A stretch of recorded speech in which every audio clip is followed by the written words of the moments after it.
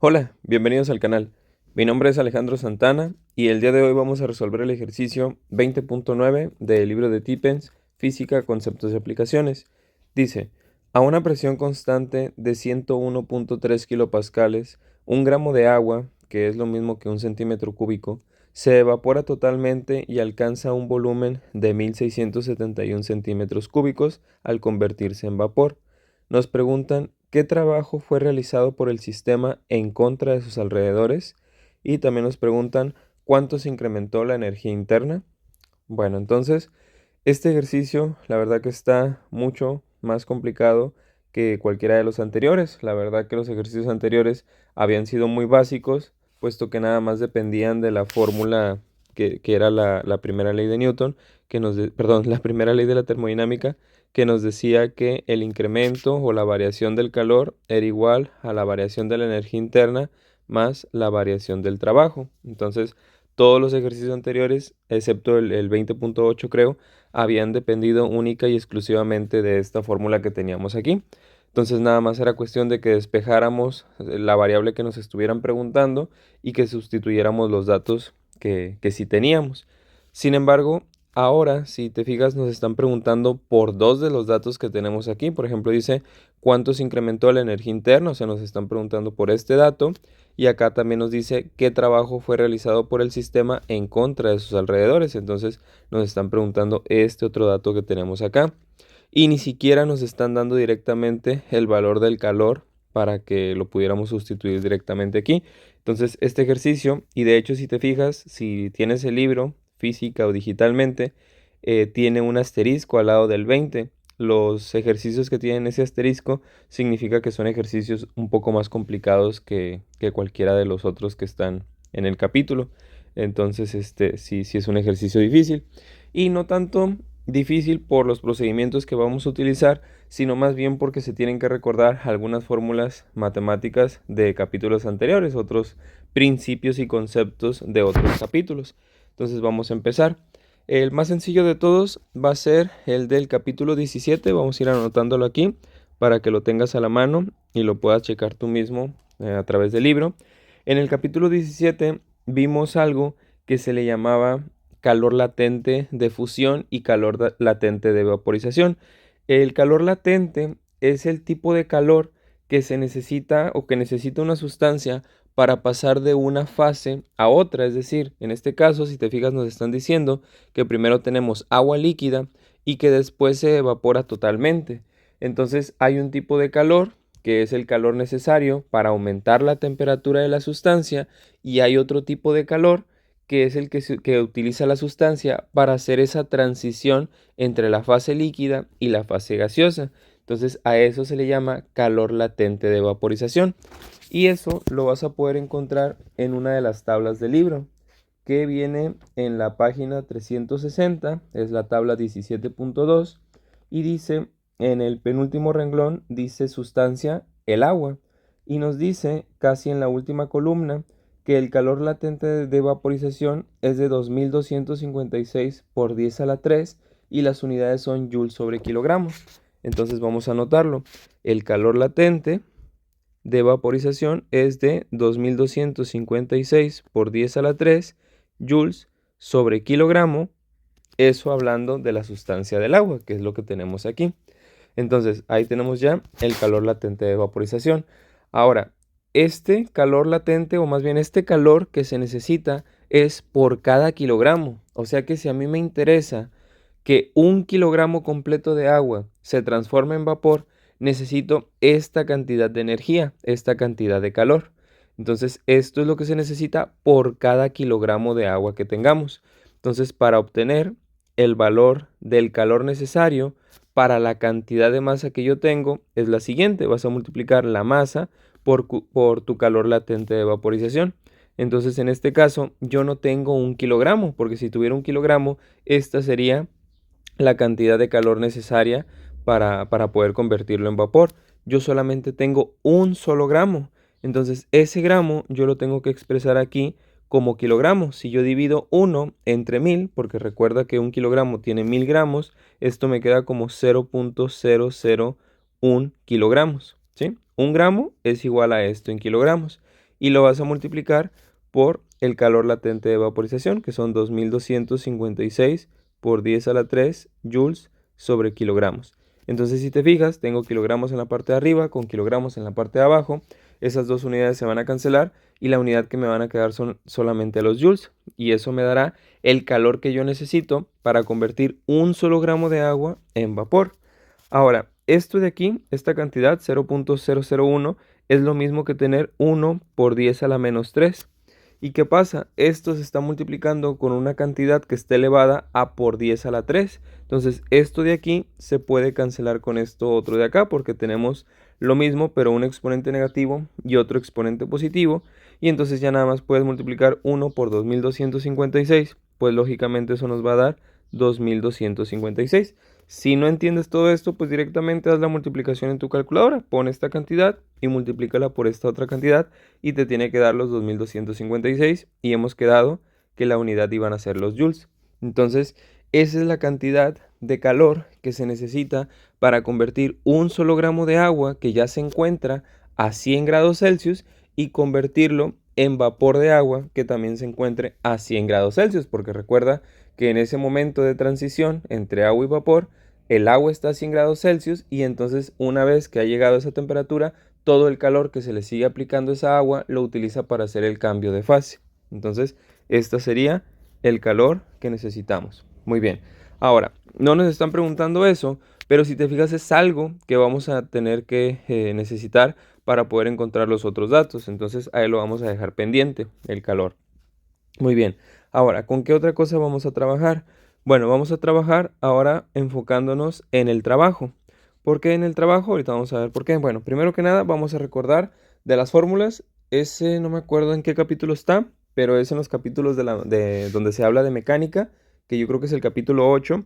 Entonces, el trabajo, vamos a poner aquí su definición, es fuerza por distancia, ¿no? Recuerda que el trabajo es la fuerza multiplicada por una distancia, ¿sí? Si no hay una distancia recorrida, no hay un trabajo a pesar de que se aplique fuerza.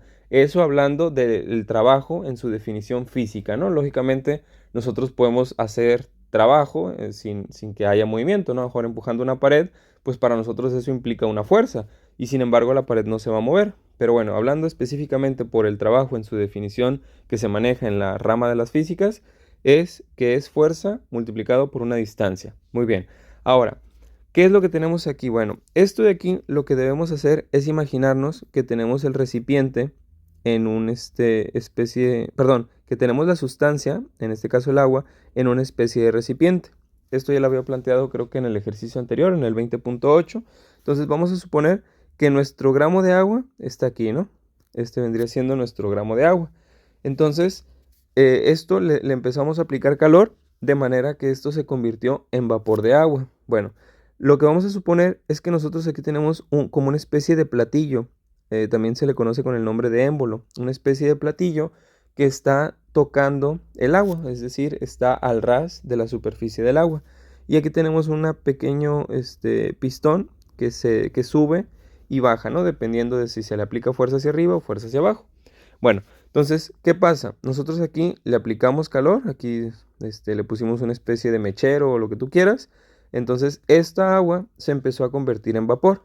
Bueno, al convertirse en vapor, dice que de estar en 1 centímetro cúbico esa agua pasó a tener un volumen de 1671 centímetros cúbicos. Entonces, ese émbolo subió acá, vamos a tenerlo por acá, y ahora ya no tenemos agua, solamente tenemos vapor y está en todo esto, ¿sí? Está empujando al émbolo, a las paredes del recipiente, a todo eso. Entonces ya tenemos gas y tiene este volumen de 1671 centímetros cúbicos.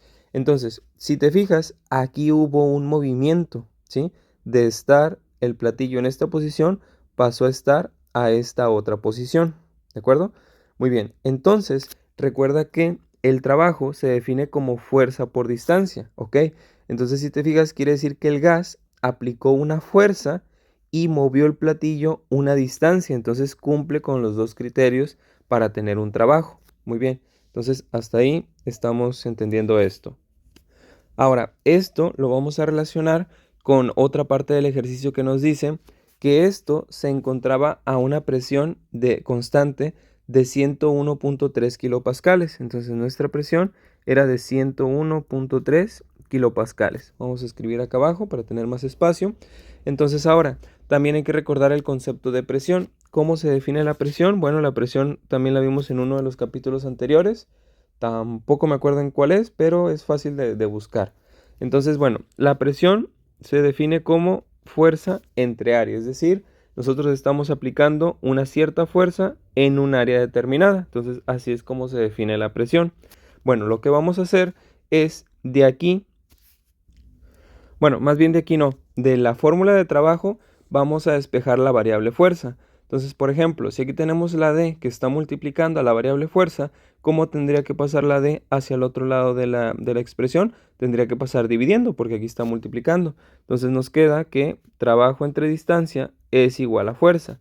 Esto desde tomando como base la fórmula de trabajo. Ok, entonces esto de aquí es fuerza. Bueno, pues acá también tenemos la variable fuerza. Entonces, ¿qué es lo que vamos a hacer?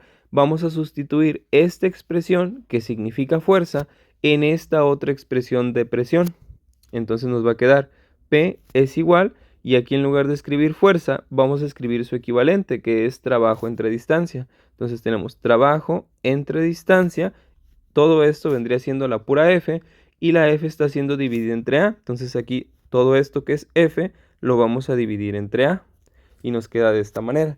Ahora, cuando tenemos una división que está siendo dividida por otra cosa, no se suele dejar así, se tiene que simplificar. Y aquí le ponemos un 1 a la expresión que no es fracción. Si te fijas, esto de aquí ya es una fracción, pero la A es un entero. Entonces al entero le ponemos un 1 para que se vea como fracción. Y entonces ya tenemos una fracción dividida entre otra fracción.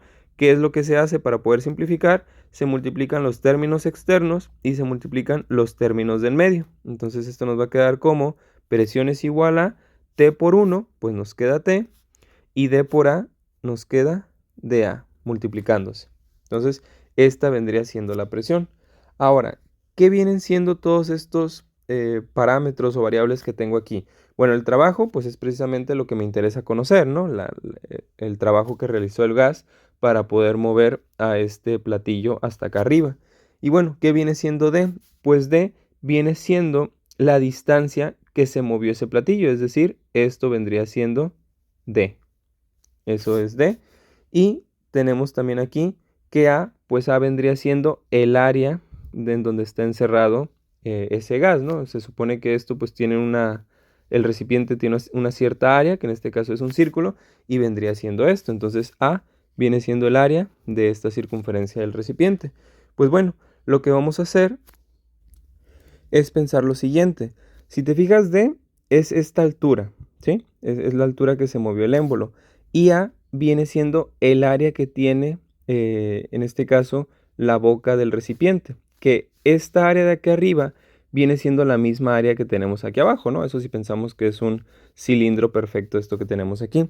Pues bueno, si te fijas, esa multiplicación de la distancia que hemos recorrido por el área que tiene la superficie del recipiente, ¿qué vendría siendo? Pues vendría siendo el volumen que tenemos aquí. Y este volumen lo conocemos porque es el volumen que ahora adquirió el agua que se convirtió en vapor. Entonces, el volumen que tenemos aquí encerrado es de 1671 centímetros cúbicos. Entonces, si multiplicamos A por D, nos da 1671 centímetros cúbicos. Ah, bueno, pues esta cantidad sabemos entonces que vale 1671 centímetros cúbicos. Y sabemos que la presión es de 101.3 kilopascales. Entonces también conocemos este dato. ¿Qué podemos hacer entonces? Despejar T y ya tenemos los otros valores conocidos. Entonces me queda que T es igual a P, y estos dos términos que están dividiendo a T tendrían que pasar al otro lado. Como ambos están dividiendo a T, pasarían al otro lado multiplicando. Entonces me queda P por D por A, y eso sería el valor del trabajo. Pero entonces recuerda que esto de aquí, D por A, es lo mismo que el volumen. Entonces nos queda que que trabajo es igual a presión por volumen. Entonces nos queda que el trabajo es igual a los 101.3 kilopascales multiplicado por nuestro volumen, que son 1671 centímetros cúbicos. Ahora, cuando nosotros hablamos de pascales, estamos utilizando unidades del sistema internacional, es decir, kilogramos, metros, es decir, las unidades base para cada tipo de magnitud. Entonces, eso es lo que estamos utilizando aquí. Sin embargo, acá en los centímetros cúbicos no estamos utilizando las unidades adecuadas, porque para la longitud, bueno, en este caso no es longitud, perdón, es volumen. Para el volumen, la unidad que se utiliza son los metros cúbicos, no los centímetros cúbicos. Entonces, ¿qué es lo que tenemos que hacer? Lo que tenemos que hacer es convertir estos centímetros cúbicos en metros cúbicos. Bueno, lo que tienes que hacer es dividir esta cantidad entre 1.000.000. En este caso, para no alargar tanto el video, no voy a explicar por qué, pero cuando quieras pasar centímetros cúbicos a metros cúbicos, tienes que dividir eso entre 1.000.000. Entonces nos quedarían 101.3 kilopascales, y si divido 1671 entre 1.000.000, eso me da 0.001671. 0.001671, y esto ya no serían centímetros cúbicos, sino que serían metros cúbicos. Bueno, eso lo multiplico por 101.3 por 10 a la 3, porque en este caso dice kilo, y recuerda que el prefijo kilo significa por 10 a la 3. Entonces nos quedaría eso, 169.27. Entonces el trabajo realizado fue de 169.27, y en este caso pues serían joules. Recuerda que el trabajo, la unidad en la que se mide son los joules. Entonces, si te fijas, esa sería la respuesta a la primera pregunta que nos hacen en el ejercicio. Dice, ¿qué trabajo fue realizado por el sistema en contra de sus alrededores? ¿Quién es el sistema aquí? Viene siendo el gas. Entonces el gas realizó trabajo sobre el platillo o émbolo que tenemos aquí y lo movió. ¿Y de cuánto fue? Fue de 169.27. Si checas en el libro, lo bueno de este ejercicio es que es un ejercicio impar y viene la respuesta al final del ejercicio. Entonces, si te fijas, como respuesta dice 169 joules. Entonces coincide perfectamente con lo que acabamos de obtener. Ahora, también nos hace falta encontrar el incremento de energía, de la energía interna. Entonces, eso lo vamos a hacer utilizando la fórmula base del capítulo con el que estamos trabajando. Entonces, como queremos encontrar la energía interna, tenemos que despejarlo. La variación de trabajo que está sumando pasaría al otro lado y pasaría restando. Entonces, esto nos quedaría como la variación del calor menos la variación del trabajo es igual a la variación de la energía interna, ¿sí? Simplemente esto que está sumando lo paso para acá, pasa restando. Y aquí simplemente le voy a dar la vuelta a la ecuación para que me quede la variable despejada del lado izquierdo. Entonces esto lo mando a la izquierda y estos dos los mando a la derecha. Aquí no estoy haciendo lo de mandar hacia el otro lado, simplemente le estoy dando la vuelta, así que todo queda con su signo tal cual, no te vayas a confundir. Y entonces nos queda que la variación de la energía interna es la variación del calor. El calor pues fue esto que sacamos acá, 2256 joules, menos la variación del trabajo, que fue de 169. Vamos a manejarlo así sin los decimales, porque en el libro no vienen decimales, entonces así vamos a dejarlo, nada más. Y si restamos a 2256, le restamos 169, eso nos da 2087. Entonces, esa sería la variación de la energía interna de nuestro gas, es decir, hubo un incremento de la energía interna de nuestro gas. Por eso tiene sentido, ¿no? Que de ser una sustancia en su estado líquido, ahora se encuentra en mayor actividad que vendría siendo el gas, ¿no? Las partículas del gas se mueven mucho más que las partículas del agua en su forma líquida, ¿no? Eso es porque la energía interna se incrementó, y se incrementó 2087 joules, y si te fijas también coincide perfectamente con lo que viene en el libro. Bueno, entonces estas serían las dos respuestas de este ejercicio. Si te fijas, es un ejercicio un poquito o bastante, podríamos decir, más complicado, sobre todo porque hay que tomar muchas otras fórmulas en cuenta, muchos otros principios, muchos otros conceptos que están relacionados con los capítulos anteriores del libro. Entonces, bueno, se me hace un ejercicio interesante por todo eso, ¿no? Bueno, espero que el ejercicio te haya gustado, que le hayas entendido. Si es así, te agradecería mucho que me regalaras un like, que te suscribieras al canal, y nos vemos en un próximo video. Saludos.